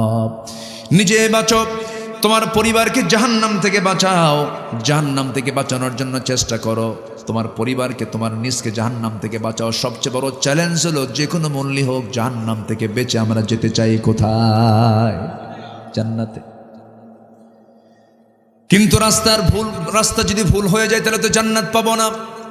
রাস্তার লাইনটা ঠিক করতে হবে। সেই রাস্তার লাইনটা হলো কি? প্রত্যেক নামাজে, প্রত্যেক ওয়াক্তে, প্রত্যেক রাকাতে আমরা এই দোয়াটাই করি। সবাই সেই লাইনের জন্য আল্লাহর কাছে চাই। সবাই বলুন, ইহদিনাস সিরাতাল মুস্তাকিম। সিরাতুল মুস্তাকিম তুমি আল্লাহ আমারে দিয়ে দাও, সরল সঠিক পথ আমারে দিয়ে দাও। যে পথে তোমার চিরশান্তি, যে পথে জান্নাত, সেই পথ আমাকে দেখিয়ে দাও। এই দোয়াটা আমরা করি প্রত্যেক রাকাতে। কার কাছে? আল্লাহর কাছে আমরা করি। সেই লাইন আমাকে আপনাকে থাকতে হবে। জাহান্নামে কোনো মূল্যেই হোক জাহান্নাম থেকে বাঁচার জন্য আমাকে আপনাকে চেষ্টা করতে হবে। আল্লাহ রাব্বুল আলামিন বলছেন, তুমি নামাজ নষ্ট করবে, আমি তোমাকে জাহান্নামের গর্তের মধ্যে ফেলে দেব। আর হলো ওয়াত্তাবাউশ শাহাওয়াতি ফাসাউফা ইয়ালকাউনা গাইয়া। তুমি তোমার মন যা চায় তাই করবে, তা না। মন যা চায় তা করব না, আল্লাহ যা চান তা করব। বলেন, মন যা চায় তা না, আল্লাহ যা চান তা? আল্লাহ যা চান আমাকে তাই করতে। আমার কি মনের দাস? আমার কি মনের দাস হব? বলেন, কার দাস হব আমরা? আল্লাহর দাস। মন যা চায় তা করা যাবে না। মন যা চেয়েছে তাই তারা করেছে এই 16 বছর। কি ঠিক কি না? আল্লামা সাঈদীর মতো মানুষটাকে কেমনে মানলো ওরা? এটা কি মেনে নেওয়ার মতো? বলেন।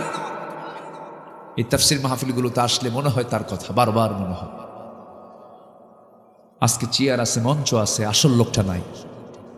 আমরা তাকে হারিয়ে ফেলেছি। আমাদের মাঝ থেকে তাকে ষড়যন্ত্র করে হত্যা করে আমাদের মাঝ থেকে মাইনাস করে দেওয়া হয়েছে। সম্মানিত ভাইয়েরা, আমার স্পষ্ট ভাষায় জানান দিতে চাই, আল্লামা সাঈদীর খুনের সাথে যারা জড়িত, অবিলম্বে তাদেরকে গ্রেফতার করে চূড়ান্ত শাস্তি নিশ্চিত করা হোক। সব বিচারের আগে এই কিংবদন্তির হত্যার বিচার আমার বাংলার জমিনে হওয়া দরকার। এটা কম বড় অপূরণীয় ক্ষতি হয়েছে জাতির, অপূরণীয় ক্ষতি। চুল পরিমাণ কোনো মায়া দয়া মনই তো নাই, ওদের হৃদয় আছে। হৃদয় থাকলে তো এরকম করতো না। উনি মারা গেছেন, লাশটার উপরে জুলুম করা হয়েছে। গতকালকে আমি খুলনার মাহফিলে বলেছি, আপনার এই খুলনাকে আল্লামা সাঈদী খুব ভালোবাসতেন। উনি চেয়েছিলেন আমার খুলনাতে আমার কবর হোক। উনি ওসিয়ত করেছেন, তার ওসিয়তটা রক্ষা করা হয়নি। মিন বাদি ওসিয়্যাতিন, কোরআন শরীফের একটা হুকুম, ওসিয়ত আগে পূরণ করতে হয়, এটাও তাকে করতে দেওয়া হয় নাই। সম্মানিত ভাইয়েরা, রাগ করতেছেন নাকি আপনারা? কথাগুলো কি বলার দরকার আছে? তাহলে মন যা চায় না, আল্লাহ যা চান। নামাজ কয় ওয়াক্ত পড়বো আমরা? নিজে না পরিবারকে? সবাইকে নিয়ে। শুধু একা বাঁচবো আমরা? পরিবারের সহ বাঁচাবো। জোরে বলি ইনশাআল্লাহ। অনেক মা বোন মাহফিলে আসছেন। মা বোনদের একটু উদ্দেশ্য করে বলতে চাই, মা, আপনি তো জান্নাতে যে বসে আছেন, আপনি ইজিলি জান্নাতে গিয়ে বসে থাকবেন, কোনো টেনশন নাই। কিন্তু মেয়েদের জান্নাতের সংখ্যা বেশি না জাহান্নামের সংখ্যা বেশি? জাহান্নামে তারা বেশি যাবে। কেন জানেন? মেয়েদের একটাই প্রবলেম, তাদের রূপ লাবণ্য সীমাবদ্ধ রাখতে চায় না, তারা এগুলো দেখাতে খুব পছন্দ করে। এই প্রবলেমটা পৃথিবী জুড়ে কম না বেশি বলেন তো? পৃথিবীর নারীকুল আজকে ঢেকে আছে না উলঙ্গ হয়ে আছে? উলঙ্গ দুনিয়া, এখন উলঙ্গ দুনিয়া। ইউরোপ আমেরিকার সংস্কৃতি হচ্ছে ওরা চামড়া দেখায়, আর মুসলিম সংস্কৃতি হলো চামড়া ঢেকে রাখে। সবার বাড়িতে মা বোন আছে, মেহেরবানি করে তাদেরকে বলবেন, পর্দার বিষয়ে যদি তারা কমপ্লিট রাখতে পারে, তাদের জান্নাত কমপ্লিট। জোরে বলে সুবহানাল্লাহ। পর্দা মাইনাস, জান্নাত মাইনাস। এই জন্য পর্দার বিষয়টা আমার মা বোন বিশেষ করে বিষয়টা আপনি খেয়াল করবেন। সবার আগে 1 নাম্বার পর্দা। পর্দা আছে, নামাজ হবে। পর্দা আছে রোজা হবে, পর্দা আছে সব ইবাদত কবুল হবে, পর্দা নাই একটাও হবে না। কি ঠিক কিনা বলেন? একটাও হবে না। এটা বাস্তব প্রয়োজন। পর্দা একটা জরুরি জিনিস। আমার মায়েরা, পর্দা যদি আপনি কন্টিনিউ করতে পারেন, চিন্তা করে দেখুন ফাতিমা রাদিয়াল্লাহু তাআলা আনহার মতো নারী দুনিয়া থেকে বিদায় নেবেন। আমার নবীর ইন্তেকালের মাত্র 6 মাস পরে তিনি দুনিয়া থেকে বিদায় নেন। এত কম বয়সে বিদায় হওয়ার কারণ হলো শিবে আবু তালিবে। ফাতিমা রাদিয়াল্লাহু তাআলা আনহা ছোট মানুষ ছিলেন, না খেয়ে খেয়ে পেটের নাড়ি ভুঁড়িগুলো শুকে গেছে, কষ্ট করে করে খাবার পান নাই। শিবে আবু তালেবে 3.5 বছর বয়স করেছিলেন তিনি, রাসূল সহ সাহাবে কেরাম সহ খাবার না পায় বাবলা গাছের কাঁটাযুক্ত ছাল কামড়ায় কামড়ায় খেতে নিয়েছেন।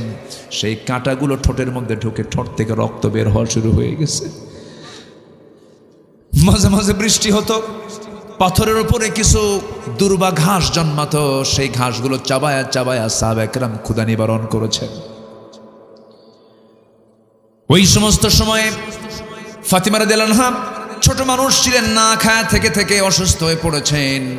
জীবনের প্রদীপ তার নিভে গেছে অল্প বয়সেই। আমার নবীর ইন্তেকালের মাত্র 6 মাস পরে তিনি দুনিয়া থেকে বিদায় নেবেন। স্বামীকে ডাক দিচ্ছেন, স্বামী আমার শোনেন, আমার মনে হয় সময় বেশি নাই। আমার আব্বাজান বিদায় হওয়ার আগে আমাকে বলেছেন, ফাতিমা চিন্তা করো না, আমার মৃত্যুর পরে তোমার মৃত্যু হবে, তোমার সঙ্গে আমার প্রথম দেখা হবে কবরে, আমি মনে হয় মারা যাব। স্বামী গো, যদি কোনো দোষ করে থাকে আমাকে মাফ করে দিয়েন। আপনি কি জানেন মা, আপনার স্বামী যদি বলে আমার বউটা ভালো, আল্লাহ বলবেন ওই বান্দিটা আমার ভালো। আপনি যদি বলেন আমার স্বামীটা ভালো, আল্লাহ বলবেন ওই বান্দাটা ভালো। তাহলে এই সম্পর্ক হওয়া দরকার জান্নাতের সম্পর্ক, ঠিক কিনা বলেন? জান্নাতের সম্পর্ক। আমার ভাইয়েরা, আমার মায়েরা, একটু কান লাগায় শোনেন, পর্দার গুরুত্বটা একটু বুঝে নেন। ফাতিমা যখন দুনিয়া থেকে বিদায় নেবেন, স্বামীকে ডাক দিয়ে বলছেন, স্বামী আমার বুঝে বিদায় লগন চলে আসছে, আমি মনে হয় মারা যাব, কিন্তু আমি যদি দিনের বেলা মারা যাই কাউকে বলবেন না, আস্তে করে ঘরে আপনি আমাকে শোয়া রাখবেন। রাতের বেলা যদি মারা যাই কাউকে বলবেন না, 2-1 প্রতিবেশীকে ডাক দিবেন, আমার লাশটা গোসল করে আপনি দিবেন। ঘর থেকে বের করে নিয়ে কয়েকজনকে নিয়ে আপনি জানাজা অন্ধকারী করে দিবেন, যেন আমার লাশের চেহারা যেন কেউ না দেখে। আমাকে দেখতে না পারলেও উপর থেকে কতটুকুন লম্বা, কতটুকুন চিকন, কতটুকুন মোটা অনুমান করবে, আমার পর্দার খেলাফ হয়ে যাবে। রাতের বেলা কয়েকজনকে না জানাজা দিয়ে দিবেন, আমাকে কবরস্থ করবেন। আবু যর গেফারি রাতের বেলা স্বপ্নে দেখেন রাসূল তাকে বলছেন, আবু যর, আমার কলিজার টুকরা ফাতিমা নাই, আমার ফাতিমা দুনিয়া থেকে বিদায় নিয়েছে। ও আবু যর, যাও কবরটা খনন করো, তাকে দাফন করে দাও। আবু যর গেফারির ঘুমটা ভেঙে গেল। সোজা আলীর বাড়িতে গিয়ে বলছেন, আলী দরজা খোলো, তুমি আমাকে সংবাদ দাও নাই, কিন্তু রাসূল আমাকে সংবাদ দিয়ে দিছে। কোদাল নিয়ে চলে গেছেন কবরে, কোদাল দিয়ে কবর খনন করতেছিলেন। এই আবেগী সাহাবী, ইনি খুব আবেগী সাহাবী ছিলেন। দিন গ্রহণ করে রাসূল বললেন, কাউকে প্রকাশ করতে দিও না, কোথাও গিয়ে বলতে যেও না, তোমাকে মেরে ফেলবে আরবের কুরাইশরা। তিনি করলেন কি, দিন গ্রহণ করেই কাবার চত্বরে দাঁড়ায় চিৎকার মেরে বলছেন, লা ইলাহা আশহাদু আল্লা ইলাহা। রক্তাক্ত হয়ে গেছেন আবু যর গেফারি। রাসূল বললেন পরবর্তীতে, আবু যর, তুমি এমন করে প্রকাশ্যে বলতে গেলে, আমি তোমাকে বাধা দিলাম, এরপরে তুমি কেন বললা হুজুর? এত বড় মহাসত্য আমি কেমন করে আড়াল করবো? প্রয়োজনে মরে যেতাম, তবু হক আমি আড়াল করতে পারতাম না। যেরকম সুবহানাল্লাহ। কবর খনন করা শেষ হলো। কবর খনন করে সেখান থেকে বের হয়ে আসলেন, আবেগ আপ্লুত হয়ে। কবর তো কথা বলে না, কবরকে লক্ষ্য করে শুধু বলতেছেন, কবর রে, আজকে তোর মধ্যে যাকে রাখতেছি সে কিন্তু সাধারণ কোনো নারী না, হাসান হোসেনের মা, কলিজার টুকরা, বিশ্বনবীর একমাত্র কলিজার টুকরা মেয়ে, জান্নাতের সমস্ত মহিলাদের সর্দারিনী খাতুনে জান্নাত ফাতিমা। খবরদার, কবর, এই মহিলার সাথে অসম্মান আচরণ করা যাবে না। কিন্তু আবেগ আপ্লুত হয়ে কথাগুলো বলছেন। ভেতর থেকে তার কানে আওয়াজ আসলো, এগুলো কোনো কিছু আমি জানবো না, চিনবো না, বুঝবো না। আমল যদি ভালো হয় ভালো কথা, আমল যদি খারাপ হয় কবর তার আসল আচরণটা দেখায় দেবে। এক প্রান্তের মাটি অপর প্রান্তে যাবে, অপর প্রান্তের মাটি অপর প্রান্তে গিয়ে সব একাকার হয়ে যাবে। এই জন্য আমার বন্ধুগণ, সেই কবরের সবাইকে আমাকে আপনাকে যেতে হবে। আমার মা, আপনি আপনার জীবনটাকে সুন্দর করে সাজানোর আগে 1 নাম্বার হলো আপনার চামড়াটা কারো কাছে দেখাবেন না, আপনার সৌন্দর্য কাউকে দেখাবেন না স্বামী ছাড়া। পর্দা কমপ্লিট করবেন, আপনার জন্য জান্নাত কমপ্লিট হয়ে যাবে। জোরে বলে সুবহানাল্লাহ। আমার বন্ধুগণ, ওয়াত্তাবাউশ শাহাওয়াত, মন যা চায় তা করা যাবে না। যদি করে ফেলেন ফাসাউফা ইয়ালকাউনা গাইয়া, তাকে জাহান্নামের গর্তের মধ্যে ফেলে দিবেন। তিনি আমার কে বলেন? আল্লাহ রাব্বুল আলামিন।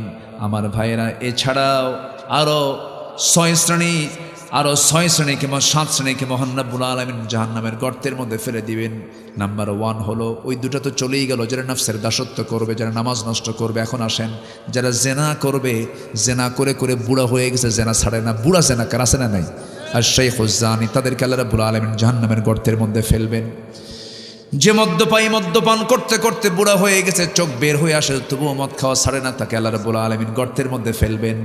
নাম্বার 3 হলো সুদখোর, যে সুদ খেতে খেতে পাকা হয়ে গেছে, সুদ খাওয়া ছাড়ে না। এই সুদের কারবার বুঝি কালীগঞ্জ উপজেলায় নাই? তাহলে ওয়াজ করার দরকার নাই? হ্যাঁ, দরকার কি? বলবো? আপনি না বললেও তো বলবো।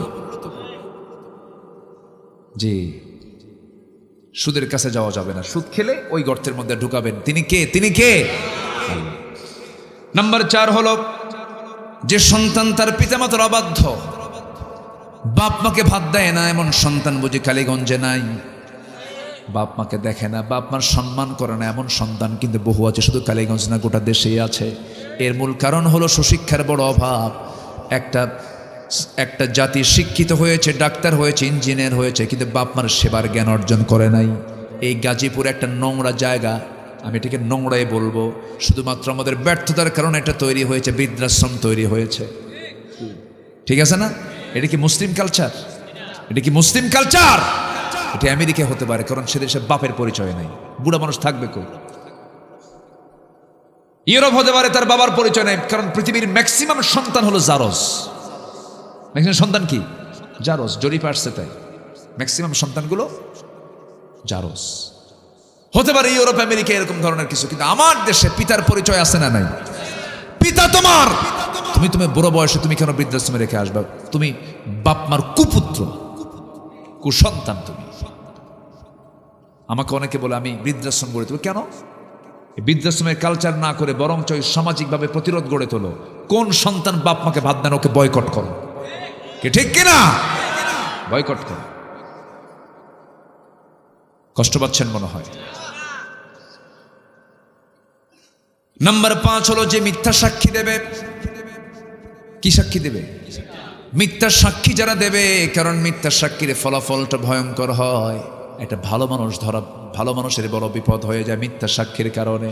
আল্লাহ বলছেন, মিথ্যা সাক্ষীকে আমি আল্লাহ রাব্বুল আলামিন জাহান্নাম শুধু নয়, তাকে গর্তের মধ্যে ঢুকায়া ছাড়বো। বড় বড় গুনাহ এগুলো। সর্বশেষ হলো, যে নারী অপরের সন্তানকে স্বামীর সন্তান বলে চালায়া দেয়।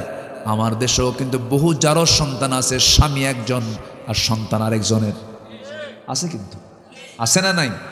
যদিও ডিএনএ টেস্টের যুগ এখন, কিন্তু টেস্ট করবে কে? টেস্ট করতে গিয়ে ধরা খাবে। স্বামীও বিপদে পড়বে, বউ বিপদে পড়বে, থাক যা আছে থাক। কি ঠিক আছে না? চেয়ারম্যান তো, উনি বোঝে সব কিছু। এই সমস্ত কারবার যারা করবে, আল্লাহ রাব্বুল আলামিন তাদেরকে জাহান্নামের গর্তের মধ্যে ফেলে দিবেন। মা, এই বিষয়গুলো খেয়াল করবেন আমার ভাইরা, বিষয়গুলো খেয়াল করবেন। আল্লাহ রাব্বুল আলামিন আমাদের সবাইকে আমল করার তৌফিক দান করুন। জোরে বলি আমিন। ফজর পড়বেন কারা কারা? একটা হাত তুলে দেখান তো দেখি। জোরে বলি, আল্লাহ আমাদেরকে ফজর, জোহর, আসর, মাগরিব, এশা 5 ওয়াক্ত সালাত আদায় করার তৌফিক তুমি আল্লাহ দিয়া দাও। জোরে বলি আমিন। আরো জোরে আমিন। আপনার কষ্ট দিয়ে ফেললাম মনে হয়, আমি আর কথা বাড়াবো না। জি, যতটুকুন হয়েছে আমরা ফজর পড়বো না ইনশাআল্লাহ। আগামীকালকে আমার মাহফিল হলো দিনের বেলা, সেই সিলেট জকিগঞ্জ নাকি বলে একটা উপজেলা আছে, গোয়েনঘাট, হ্যাঁ এর পাশে। জি, আমরা যতটুকুন শুনেছি আমল করলে কিন্তু অনেক লাভ হবে। আমল করবো না ইনশাআল্লাহ। এই মাহফিল বয়স কত? 30 বছর। মাশাআল্লাহ, জি অনেকে ইন্তেকাল করেছেন। আমার ভাই জানো, ওই যে ভাই আমাকে দাওয়াত দিয়েছেন, ওর নাম জানো কি? মাহবুব ভাই। হ্যাঁ মাহবুব ভাই, তার আব্বা দুনিয়া থেকে বিদায় নিয়েছে। আল্লাহ তুমি তার কবরটাকে জান্নাতের টুকরা বানায় দাও, জোরে বলি আমিন। আপনাদের টিচার ছিলেন, আল্লাহু আকবার। শ্রেষ্ঠ সন্তান হচ্ছে শিক্ষকরা, উনি শিক্ষক ছিলেন। আল্লাহ তুমি তার কবরটাকে জান্নাতের টুকরা বানায় দাও। যে যেখানে আছেন আমরা চাইবো এখন কার কাছে? জি আলহামদুলিল্লাহ, আমরা নামাজের মতো করে বসি, তাশাহুদের সূরতে বসি, আমরা আল্লাহর কাছে চাবো আল্লাহ যেন আমাদের সকলের জিন্দেগীর গুনাহগুলোকে মাফ করে দেন। জি সবাই বলি জি হ্যাঁ আলহামদুলিল্লাহ। জি সবাই বলে সুবহানাকাল্লাহুম্মা ওয়া বিহামদিকা আশহাদু আল্লা ইলাহা ইল্লা আনতা আস্তাগফিরুকা ওয়া আতুবু ইলাইকা। চিৎকার মেরে বলি ইয়া আল্লাহ, আমার জীবনের সগীরা কবীরা, ছোট বড় সব গুনাহ তুমি আল্লাহ মাফ করে দাও। জোরে বলুন ইয়া রাব্বাল আলামিন। যে আমরা চাইবো কার কাছে? আল্লাহর কাছে। দোয়া চাই সবার কাছে। সবাইকে আমার জন্য দোয়া করবেন, আমিও দোয়া করি আপনার জন্য। শুধু আমি আপনাকে এতটুকু বলতে চাই, আমি গোটা দেশে যত উপজেলায় মাহফিল করেছি, যত উপজেলায়, সব উপজেলায় তো যাওয়া হয়েছে, যাই। উপজেলা ভিত্তিক সবচেয়ে বেশি মাহফিল আমি কালীগঞ্জে করেছি, চুপাইল সহ আরো কোথায় কোথায় যেন গেছি। কালীগঞ্জের মানুষ কেন যেন মানে একটু বেশি বেশি ডাকে, আসি। তো যাই হোক, আসুন আমরা আল্লাহর কাছে চাবো। কার কাছে যাবো আমরা বলেন তো? আল্লাহর কাছে আমরা চাবো। যে কেউ দোয়া করেন, আপনি দোয়া করেন। জি আল্লাহুম্মা আমিন। রব্বানা যালামনা আনফুসানা ওয়া ইল্লাম তাগফির লানা ওয়া তারহামনা লানাকুনান্না মিনাল খাসিরিন। রব্বানা লা তুযিগ কুলুবানা বা'দা ইয হাদাইতানা ওয়া হাব লানা মিন লাদুনকা রাহমাতান ইন্নাকা আনতাল ওয়াহ্হাব। আয় আল্লাহ তাআলা, হাজারো মুসলমান নরনারী নিয়ে তোমার কালামের দুটো আয়াতকে সামনে রেখে জাহান্নামের গর্তের মধ্যে ঢোকার কারণগুলো কি, এই শীর্ষক কিছু কথা বলেছি। তোমার দিন জমিনে প্রতিষ্ঠা হলে পরে কি তার কল্যাণ হবে, কি তার উপকারিতা হবে, এই বিষয়ে কিছু কথা বলেছি। তোমার কোরআনের সৌন্দর্য নিয়ে কিছু কথা বলার চেষ্টা করেছি। শাহী দরবারে কাঙ্গাল ভিখারির মতো দুটো হাত পেতেছি। আল্লাহ গুনার দিকে নজর দিও না, বান্দা মনে করে তামাম জিন্দেগির সমস্ত গুনাহগুলোকে মেহেরবানি করে মাফ করে দাও। জনম দুঃখিনী মা যারা বিদায় নিয়েছেন, জিন্দেগির গুনাহগুলো মাফ করো, কবরগুলোকে জান্নাতের টুকরা বানায়া দাও। অনেক আলোচনা শেষ করে বাড়ি ফিরে যাব রে, বাড়িতে ফিরে গিয়ে সব দেখবো কিন্তু মাকে পাবো না। আয় আল্লাহ তাআলা, সেই মা সেই বাপ যারা দুনিয়া থেকে বিদায় নিয়েছেন, কবরের সমস্ত আযাব মাফ করে দাও, কবরগুলোকে জান্নাতের টুকরা বানায়া দাও। আব্বা আম্মার জন্য কি দোয়া তাও শিখিয়ে দিয়েছো।